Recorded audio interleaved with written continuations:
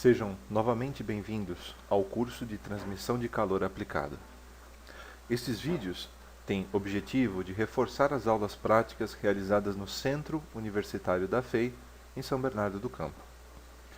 Gostaria de ressaltar que os vídeos foram gravados em versão acadêmica do software da ANSYS e que o Centro Universitário da FEI possui as licenças para seu uso. Iniciamos a aula de número 9. Um primeiro contato com o software da ANSYS. Gostaria de ressaltar que não será discutido em detalhes a descrição física do problema.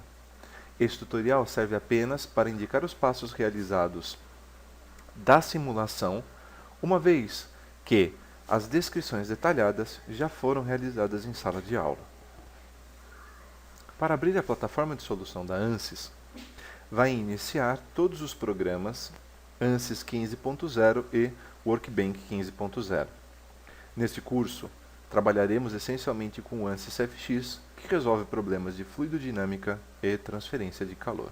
Para construir a hierarquia de sua simulação, clique com o botão esquerdo do mouse sobre Fluid Flow CFX, mantendo-o pressionado, e arraste para a área esquemática de projeto. Neste curso, não abordaremos a construção da geometria tridimensional, que pode ser feita no guia Geometry da sua hierarquia de projeto. O software é denominado de Design Modeler, entretanto, como a construção da geometria já foi discutida em cadeiras anteriores a essa, não haverá discussão detalhada de como construir a sua geometria tridimensional. Trabalharemos com uma geometria pré-estabelecida.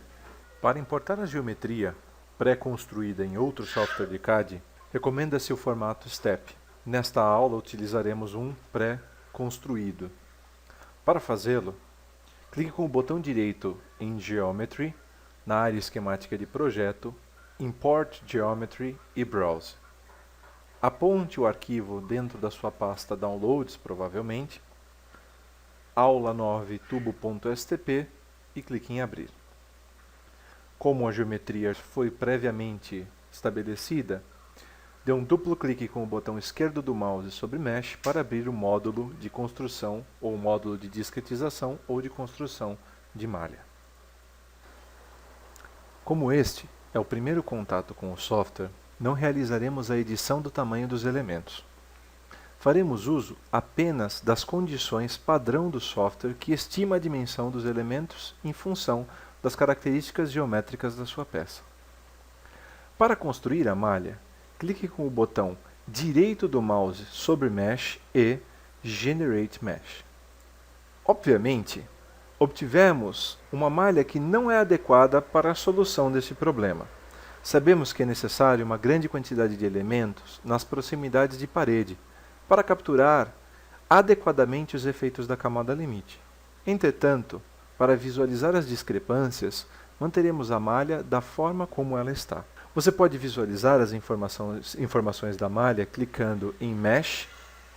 Nos detalhes da malha, tem uma opção denominada de estatística. Maximize a opção chamada de estatística e aqui você encontra as informações referentes à quantidade de elementos e ao número de nós que esta malha possui. Uma vez que essa malha está pronta, podemos seguir para o módulo do CFX Pré. Para fazê-lo, minimize ou feche o módulo Meshing, retornando para a área esquemática de projeto. Em algumas circunstâncias, é necessário que se faça a atualização da malha para o próximo módulo. Para fazê-lo, clique com o botão direito do mouse sobre Mesh e Update. Para iniciar o módulo ANSYS CFX, dê um duplo clique em Setup e aguarde. Este módulo nos auxilia a inserir as condições de contorno e as características do escoamento. Iniciaremos indicando qual é o tipo de análise, transitório ou permanente. Por padrão do software, se nada for alterado na guia Analysis Type, sua simulação será considerada como regime permanente, que é o caso. Para informar qual é o tipo de fluido, se há ou não transferência de calor, se é laminar ou turbulento, nós precisamos alterar o campo denominado de Default Domain, ou domínio padrão.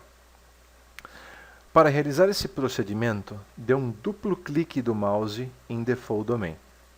Uma nova caixa será aberta com algumas informações.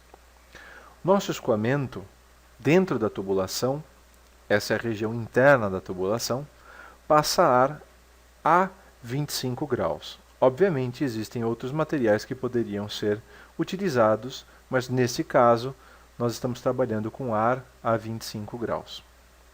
A pressão de referência é 1 atmosfera e também esse escoamento é um escoamento laminar. Para dizer que o escoamento não é turbulento, porque o padrão do software é turbulento, temos que editar a guia Fluid Models. Nosso escoamento é um escoamento isotérmico, não há troca de calor para o lado externo da tubulação. O modelo de turbulência utilizado não é necessário, uma vez que esse escoamento é laminar. Então, não vou usar um modelo de turbulência, non-laminar. Não acontece combustão e nem radiação. Ok para aceitar as modificações. Agora, todas as fronteiras do modelo requer que sejam aplicadas as condições de contorno. Primeiro iniciaremos com a condição de contorno de entrada, e obviamente essa condição de contorno de entrada deve proporcionar escoamento laminar dentro dessa tubulação. Caso contrário, algum problema pode acontecer. Para incluir essa condição de contorno, clique com o botão esquerdo do mouse sobre Default Domain, Insert a Boundary, uma fronteira. Será perguntado quanto ao nome dessa fronteira, direi que é uma entrada. O tipo de condição de contorno, de fato, é uma entrada, ela é uma inlet, poderia ser outra, no caso haverão outras. O local que eu vou aplicar é em uma das extremidades dessa tubulação. Então clique em Location e clique na face que receberá a condição de contorno de entrada. Para garantir que o escoamento seja laminar, foi feito o cálculo para um número de Reynolds de 500. Isso resulta na velocidade de 0,1545 metros por segundo na entrada. Então, utilizaria uma condição de contorno de velocidade na entrada, normal, ou seja, perpendicular à superfície, de valor igual a 0. Não pode ser usado vírgula, 0,1545 metros por segundo. Cuidado com as unidades, principalmente quando houver temperatura, que normalmente isso está em Kelvin. Ok, ele vai indicar uma ilustração por setas que essa é uma região de entrada. Obviamente, eu também preciso indicar uma condição de contorno de saída.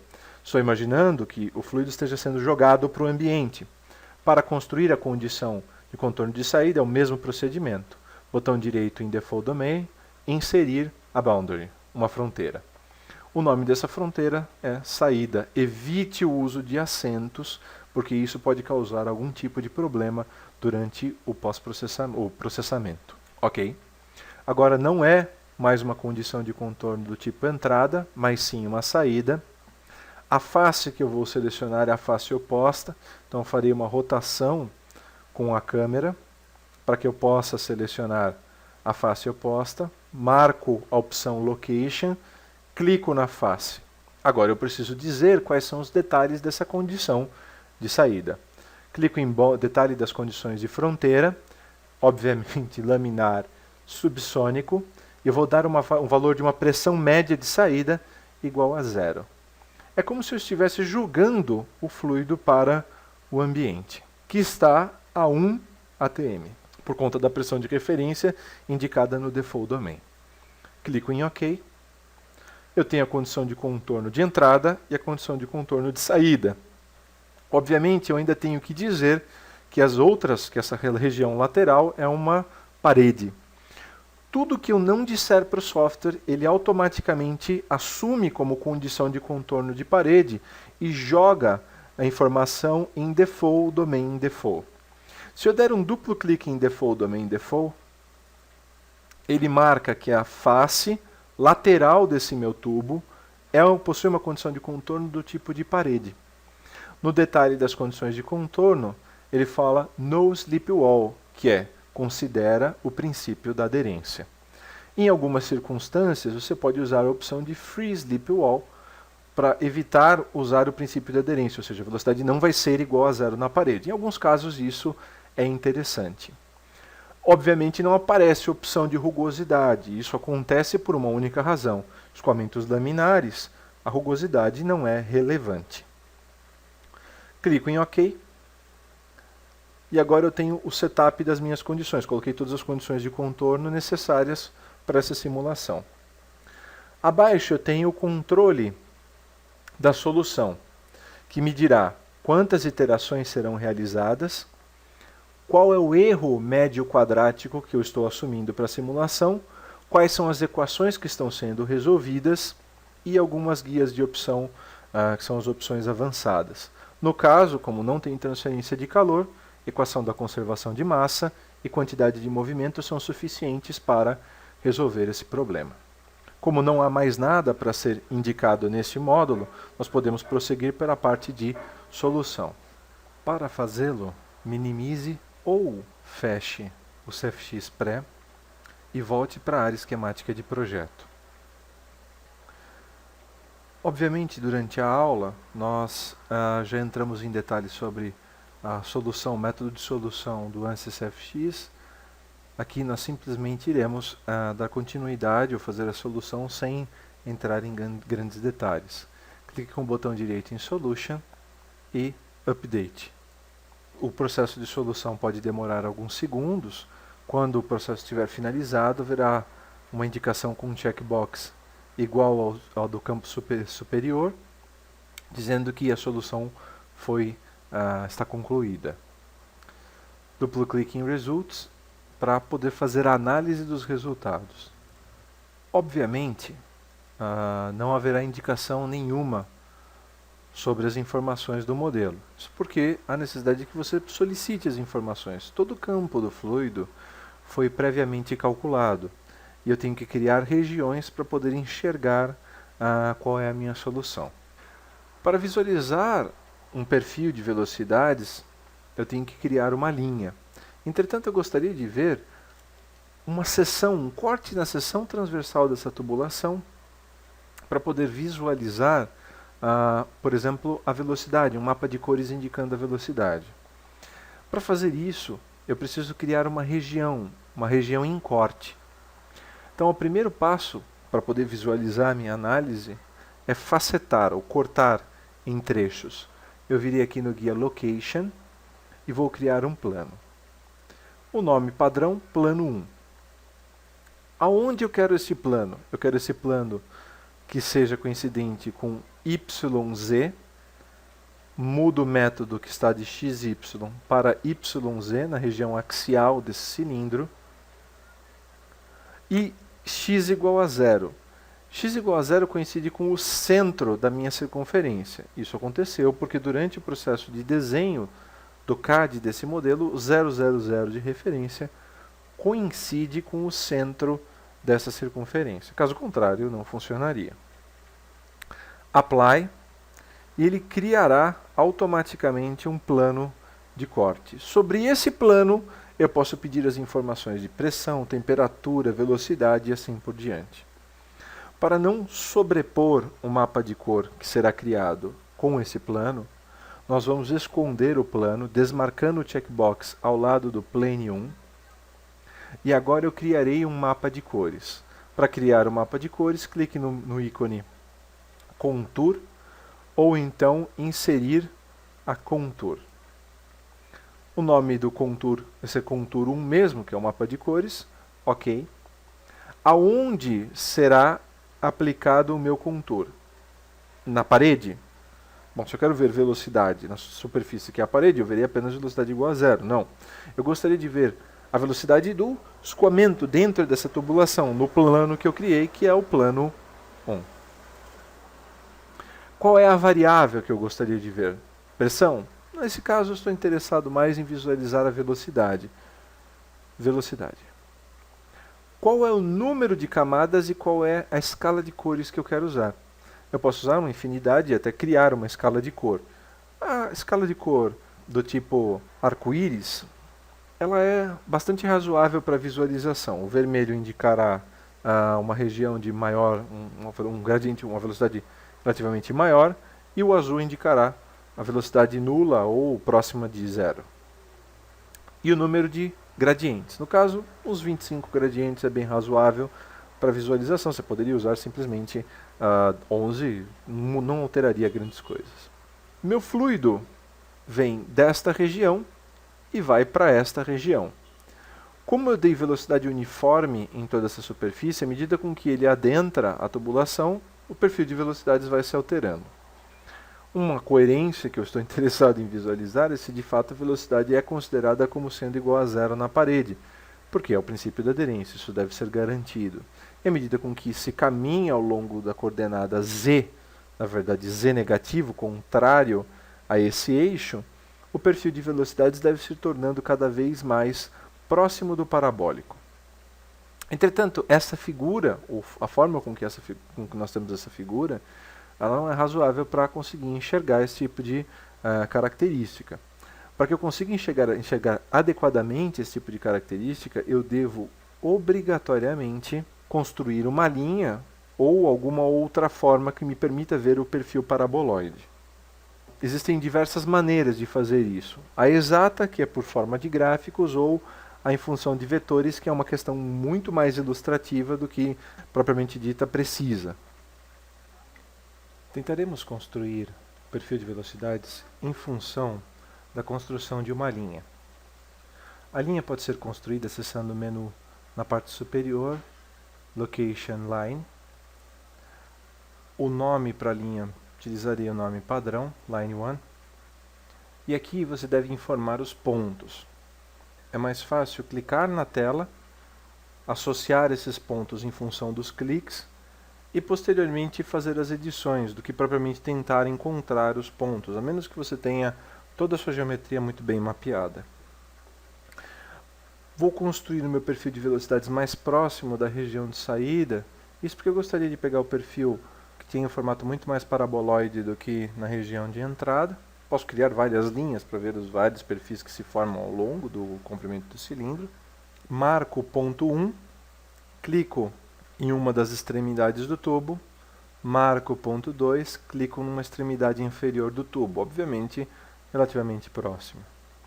Nós sabemos que o centro da tubulação x corresponde como sendo igual a zero para o centro da tubulação para os dois pontos.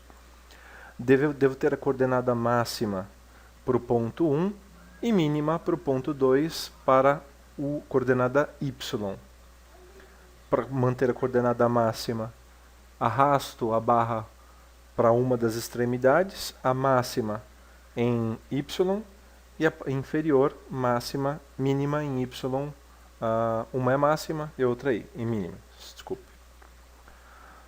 Em z, as duas coordenadas estarão na mesma posição. Quero pegar um perfil de velocidades, uma seção do perfil de velocidades, passando da borda até o centro e retornando até a borda novamente. Obviamente, para que isso seja ortogonal ao eixo central dessa minha tubulação, a coordenada z deve ser a mesma. Usarei 0,45 e 0,045.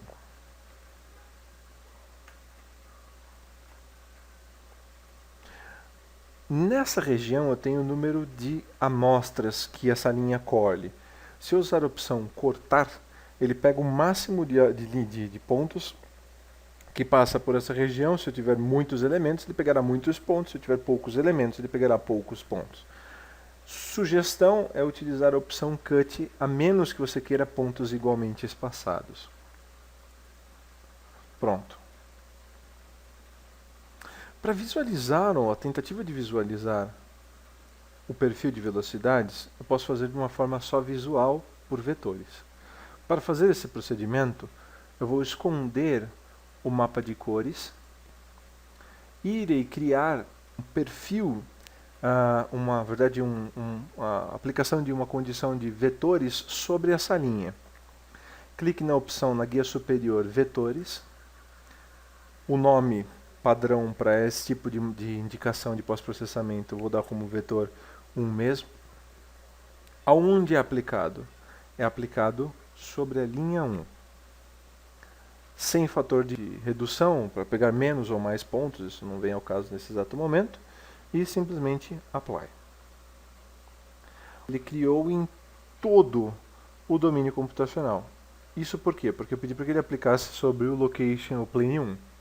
Se eu quiser visualizar apenas sobre a linha, marco a opção em vez de Plane 1 para Line 1.